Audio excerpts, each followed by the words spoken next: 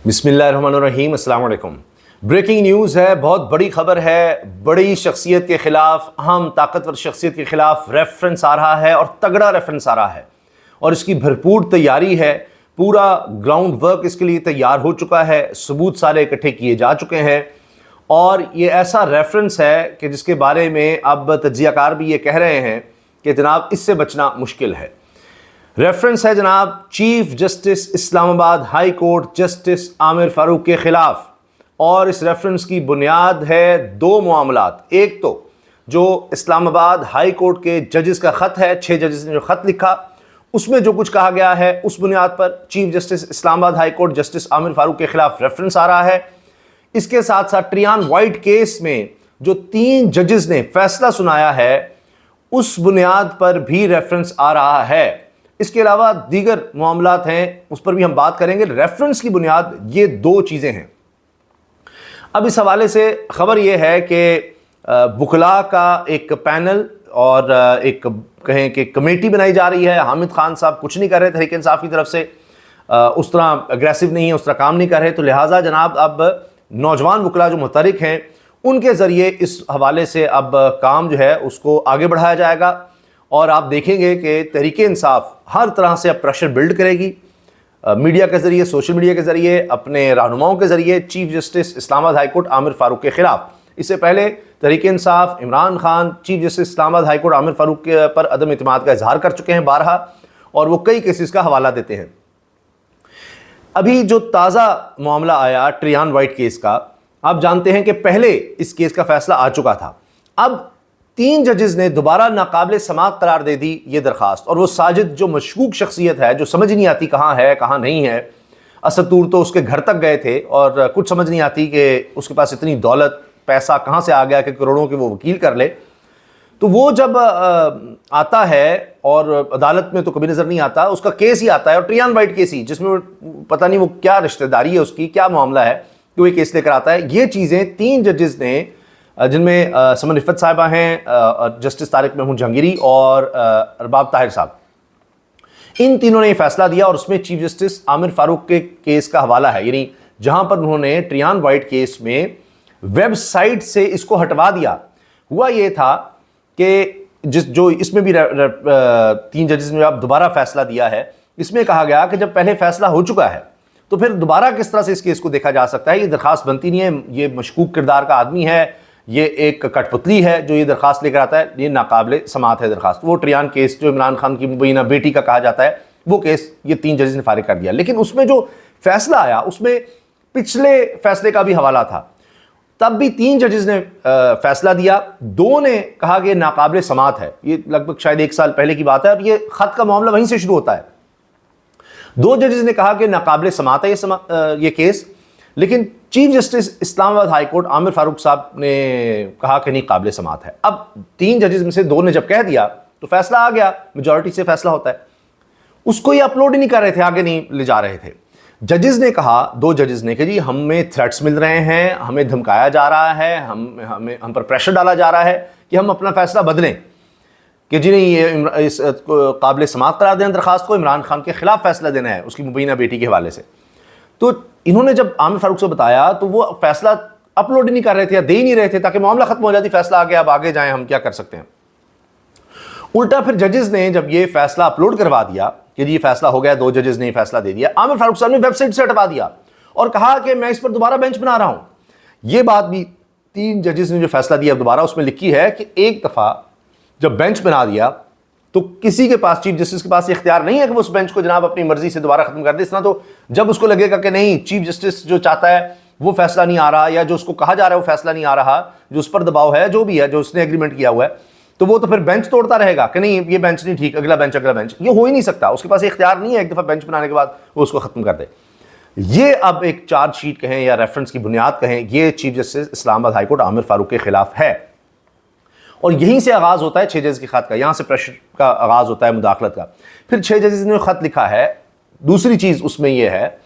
कि उसमें बताया गया कि तकरीबन 1 साल से मामला चल रहा था, बार बार कहा जा रहा था, आमिर फारूक साहब के नोटिस में लाया जा रहा था कि मुदाखलत हो रही है, हमारी फैमिलीज़ को हिरासा किया जा रहा है, किसी को उठाया जाता है, उसको टॉर्चर किया जाता है, बेडरूम्स में कैमरे निकल रहे हैं, ये सब कुछ हो रहा है। تو عامر فاروق صاحب نے کچھ نہیں کیا، بلکہ انہوں نے ایجنسیز کے لوگوں سے رابطہ کیا اور آ کر کہا کہ جی میری بات ہو گئی ہے تو اب آئندہ ایسے نہیں ہوگا، لیکن یہ ہوتا رہا۔ اب آپ دیکھیں کہ کس اختیار کے تحت وہ ایجنسیز کے لوگوں سے بات کر رہے ہیں، بجائے اس کے کہ وہ کوئی ایکشن لیتے انہوں نے آگے سے کہا کہ نہیں کچھ نہیں ہوتا، بس چھوڑ دیں آپ۔ تو یہ بھی اب بنیاد بن رہا ہے، ایک تو ججز کا خط، 6 ججز کا خط، اور اس میں جو کچھ کہا گیا، پھر یہ ٹریان وائٹ کیس میں 3 ججز جو اسلام آباد ہائی کورٹ ججز ہیں ان کا فیصلہ، یہ بنیاد بن رہا ہے۔ اب میں آپ کو کچھ اندر کی خبریں بتاتا ہوں۔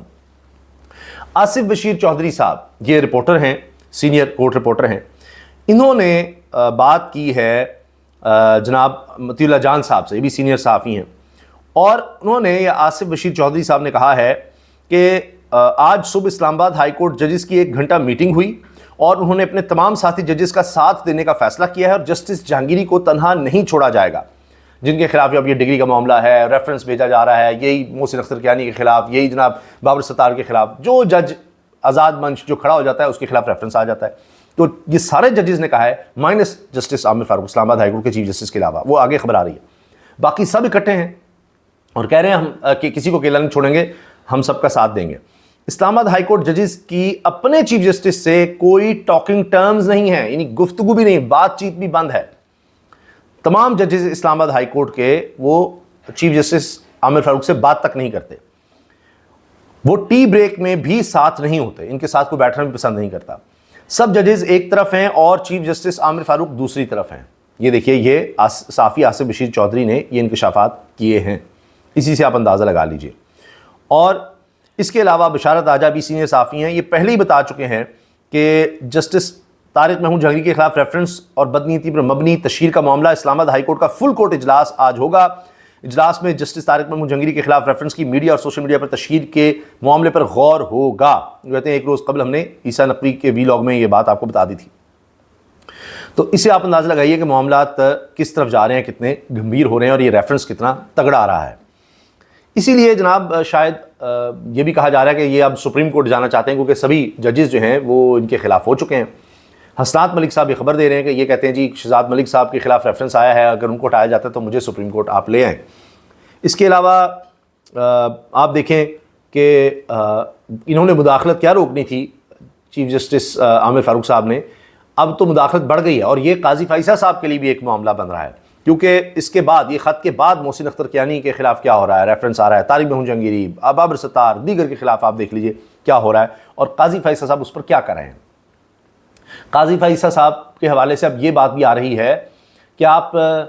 شہید ارشد شریف کے لیے کیا کریں، اس کا کیس کیوں دبا کر رکھا ہوا ہے، اس کی والدہ کے کہنے پر کیوں FIR نہیں ہو رہی، وہ کیس کہاں ہے، اس پر کیوں کچھ نہیں ہو رہا۔ اب تو کینیا کی عدالت سے بھی، یہ بہت بڑی خبر ہے، کینیا کی عدالت سے خبر آ گئی ہے کہ یہ سب جھوٹ تھا، کہ مسٹیکن آئیڈینٹی، غلطی سے ارشد شریف شہید پر گولیاں چلائی گئیں، غلطی ہو گئی، پتہ نہیں تھا، کہہ رہے ہیں نہیں، یہ سب غلط ہے، یہ جن لوگوں نے مارا ہے، شہید کیا ارشد شریف کو، ان کے خلاف کارروائی کی جائے، کوئی مسٹیکن آئیڈینٹی نہیں تھی۔ اب یہ تو اصل کھرا تو پاکستان میں ہے، پھر دیکھا جائے کس کے کہنے پر یہ سارا کچھ ہوا، کس کے کہنے پر ارشد شریف کو قتل کیا گیا۔ ارشد شریف کے ساتھ کام کرنے والے لوگ یہ کہہ رہے ہیں کہ وہ واحد صحافی تھا، ایسا انویسٹیگیٹو جرنلسٹ، پاکستان کا سب سے بڑا انویسٹیگیٹو جرنلسٹ، جو اپنی زندگی میں بتا گیا کہ وہ کون تھا، یا کون اس کے پیچھے، اس کو مارنے کے پیچھے ہے، اس کو قتل کیا جائے گا تو کون قتل کرے گا، وہ پہلے اپنی ہی قتل کی کہانی ساری سنا گیا۔ تو یہ تک کہا جا رہا ہے۔ تو اب دیکھتے ہیں اس پر قاضی فیصل صاحب کیا کرتے ہیں، کیونکہ کینیا کی عدالت نے بھی کہہ دیا ہے کہ یہ سب جھوٹ تھا، کہ مسٹیکن آئیڈینٹی ہے، ایسا کچھ نہیں۔ چیف جسٹس اسلام آباد ہائی کورٹ عامر فاروق صاحب کی اگر بات کریں تو آپ دیکھیں کہ عمران خان کے کیسز میں انہوں نے کیا کیا، چند مثالیں۔ ہمایوں دلاور 3 دفعہ یہ ہوا، شاید دنیا میں کہیں نہیں ایسا ہوگا کہ 3 دفعہ کہا ہمایوں دلاور غلط طریقے سے کیس چلا رہا ہے، غلط طریقے سے کیس چلا رہا ہے، انہوں نے مانا غلط طریقے سے چلا رہا ہے، لیکن واپس کیس ریمانڈ اسی کے پاس کیا، اسی جج کو بھیجتے رہے کہ ہاں جی دوبارہ تم ہی فیصلہ کرو۔ پھر دیگر جو درخواستیں آتی رہیں کیسز میں عمران خان کی، وہ یہ روک کر بیٹھے رہے، ان پر فیصلہ نہیں کیا، اس لیے کہ یہ سپریم کورٹ نہ چلے جائیں جب تک عمران خان کو نیچے سے سزا نہیں ہو جاتی، کیونکہ جب ایک شخص مجرم قرار دے دیا جائے عدالت کی طرف سے تو اس کو اس طرح کی سہولتیں نہیں رہتی۔ مثال کے طور پر ایک کیس چل رہا ہے، تو ابھی کیس چل رہا ہے تو الزام ہے، ابھی وہ ملزم ہے، تو کوئی بھی اس کی درخواست جاتی ہے آگے کہ جناب یہ کیس صحیح نہیں سنا جا رہا ہے، کوئی بھی اس حوالے سے، تو اس کو جلدی بھی سنا جاتا ہے اور اس میں ریلیف کے چانس زیادہ ہوتے ہیں کہ ابھی یہ ملزم ہے، الزام ہے، اس کو ضمانت پہ رہا کیا جائے، یا یہ سہولت اس کو ملنی چاہیے، کچھ بھی۔ تو اب اگر عامر فاروق صاحب فیصلہ دے دیتے جو بھی ان کے حق میں یا خلاف، تو خلاف ہوتا, سپریم کورٹ سے جا کے ریلیف مل جاتا. عامر فاروق صاحب نے کیا کہ فیصلے ہی نہیں کیے ان درخواستوں پر جب تک کہ نیچے عدالتوں نے مجرم نہیں قرار دے دیا عمران خان صاحب کو. وہ مجرم ہو گئے تو ظاہر ہے کہ وہ آگے جا کر اس طرح ریلیف نہیں لے سکتے اتنی جلدی نہیں, کہ اب تو جو مجرم ہے اس کا کیس اب جناب اتنی جلدی نہیں سنا جا سکتا, یہ بعد میں دیکھا جائے گا, اور وہ اس طرح ریلیف نہیں مل سکتے. یہ ہوتا رہا. پھر عمران خان صاحب کی جب ہائی کورٹ سے گرفتاری ہوئی تھی, اسلام آباد ہائی کورٹ سے, تو انہوں نے اس کو صحیح قرار دے دیا تھا, جبکہ سپریم کورٹ میں جا کر معاملہ کھلا کہ جی اس طرح سے گرفتار نہیں کیا جا سکتا, عدالت کے احاطے سے وہ جناب بایو میٹرک کروا رہے ہیں. یہ وہ چلیں وہ نواز شریف نہیں ہے کہ جن کے لیے سارا عملہ پہنچ جائے ایئرپورٹ پر اور وہ گھر سے بھی نہ نکلیں اور وہیں پر ان کو ریلیف ملتا رہے, لیکن یہ طریقہ بھی آپ دیکھیں کہ عمران خان کے ساتھ آپ جو مرضی کریں کہ وہ نواز شریف کے ساتھ اور کر رہے ہیں, آپ باقی عام لوگوں کے ساتھ کر رہے ہیں, لیکن یہ تو ایک اور ہی حد ہو گئی کہ آپ وہیں سے ان کو گرفتار کر رہے ہیں. پھر افضل مجوکا کو عدت کیس میں لگانا, یہ بھی عامر فاروق صاحب نے لگایا, اور اس پر ان کے وکلاء کہتے ہیں تحریک انصاف کے کہ جی ہمیں تو پتہ تھا, ایسی تو نہیں لگایا افضل مجوکا کو, اس نے ہمیں ریلیف ہی نہیں دینا, اور وہی ہوا کہ ان کو ضمانت پر رہائی نہیں مل سکی افضل مجوکا کی عدالت سے عمران خان صاحب کو, ان کی اہلیہ کو.